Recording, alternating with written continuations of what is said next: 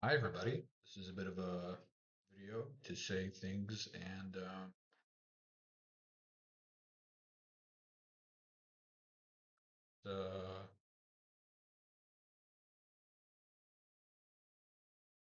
yeah, it's quite a lot right now. What's happening, and let's try to keep it simple. So I'm medicated. Been medicated after like a while of being completely unmedicated. For how much? And it feels like I've been really like alone and managing a complex series of things by myself for a while, and I almost kind of managed it, but it was really bad. It was really overwhelming. And the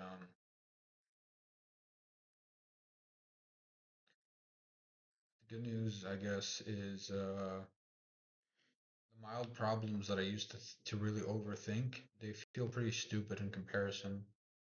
Like in retrospect, like my hairline doesn't seem like that big of an issue. You know, whether or not I shoplifted and that's moral doesn't give like I really don't give a fuck about that.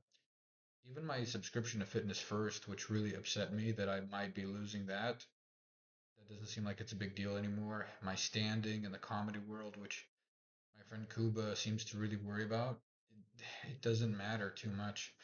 You know, whether or not I have a job, even that one, which of course is a core issue, that right now that doesn't even matter because what matters is I'm a person and I need to come back. You know what I mean? Like when you look for a job for the sake of being a person, fucked because you're like while you're unemployed, you've basically signed this contract with yourself, like, and the contract is as follows. As long as I continue to be unemployed, I will consider myself a non-person. So people, aka humans, are not me, and they deserve to be happy, and they deserve to have weekends. They deserve to go on vacation. They deserve to have time off. They deserve to relax. And I guess I feel like I've subconsciously deprived myself of all of that because I've been unemployed for so long. And it's like doing content and writing stand up, or even just like something like genuinely just trying to self care while dealing with homelessness. All of those things are, in my opinion, significantly worse than having a job. People think, oh, well, you don't have a job, you don't have to pay your bills. It's like paying your bills while having a job is significantly easier than having no house and no bills to pay and no job and no stability, and it's bad. It's really fucking bad. And it's been really fucking bad for a long, long time. So the stability that I had with my parents also came with a suffocating amount of oppression. The stability that I had with my parents came with a suffocating amount of oppression. And now the oppression is gone, but not fully. And in its place, there is a hollowness. 2022, I sort of went with this assumption. Unfortunately, it was a wrong assumption, but the assumption was if I can handle my parents, then I can handle anything. And unfortunately, that's just not the case because when you've dealt with abusers and narcissists, you've kind of developed a skill that is self immolation or even self redundancy. You don't even see yourself as a person anymore. You've completely gotten rid of yourself, or not even gotten the chance to develop a self in the first place, which is pretty fucking bad.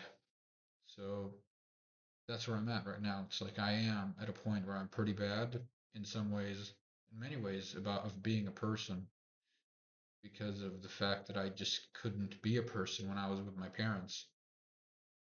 You know, I'm not here to argue whether or not my parents care about me because the feeling of caring doesn't matter. What matters is what they did and what they failed to do. And they failed to help me with a lot of things. Like my parents both taught me the only way they could, which is through panic and urgency, and it overwhelmed me. So it would be good to revisit everything that they taught me. Literally everything that they taught me needs to be revisited And it's a huge list, whether it's how to tidy your clothes, how to wash your clothes, how to wash your face, how to shower, how to talk to people, how to talk to strangers, how to communicate with your friends. Every fucking lesson that I learned from my parents needs to be re examined. And this is such a relief to even say it out loud because it finally gives you a blueprint of what to do. There was a long time where I was like, I'm not sure what to do with my life. And of course, the underlying assumption was I'm fine, but I need to pick like a hobby or a job. And now I'm realizing that's not good enough. What I really needed to do, and of course, I forgive myself for not knowing at the time, what I needed to do and what I still need to do is to unpack all the trauma from neglect and rebuild myself